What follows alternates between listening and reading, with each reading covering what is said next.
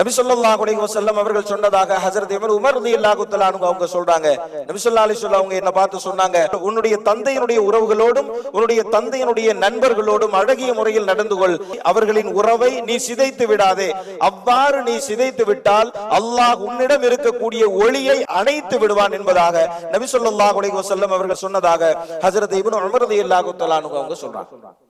ஹஜ்ரத் அபு மூசா அல் அஷாரி ரலியல்லாஹு தஆலா அன்ஹு அவங்களுடைய மகனார் ஹஜ்ரத் அபு புர்தா அவங்க சொல்றாங்க, நான் மதீனாவுக்கு வந்தேன், என்னை சந்திப்பதற்காக வேண்டி ஹஜ்ரத் இப்னு உமர் ரலியல்லாஹு தஆலா அன்ஹு அவர்கள் வந்து நலம் விசாரித்தார்கள்.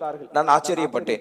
ஹஜ்ரத் இப்னு உமர் ரலியல்லாஹு தஆலா அன்ஹு அவங்க கேட்டாங்க, நானே உன்னை சந்திக்க வந்திருக்கிறேனே என்று ஆச்சரியப்படுகிறாயா என்பதாக கேட்டார்கள். ஆம் என்று சொன்னேன். நான் ஏன் வந்தேன் தெரியுமா? உன்னுடைய தந்தை ஹஜ்ரத் அபு மூசா அல் அஷாரி ரலியல்லாஹு தஆலா அன்ஹு அவர்களும் என்னுடைய தந்தை ஹஜ்ரத் உமர் ரலியல்லாஹு தஆலா அன்ஹு அவர்களும் நண்பர்கள் என்பதாக சொல்லிவிட்டு சொன்னார்கள், தன்னுடைய தந்தையிடத்தில் அழகிய முறையில் நடந்து கொள்ள வேண்டும் என்று ஆசைப்படக்கூடியவர் தன்னுடைய தந்தையினுடைய நண்பர்களோடும் உறவுகளோடும் அழகிய முறையில் நடந்து கொள்ளுங்கள் என்பதாக நபி ஸல்லல்லாஹு அலைஹி வஸல்லம் அவர்கள் சொன்னார்கள்.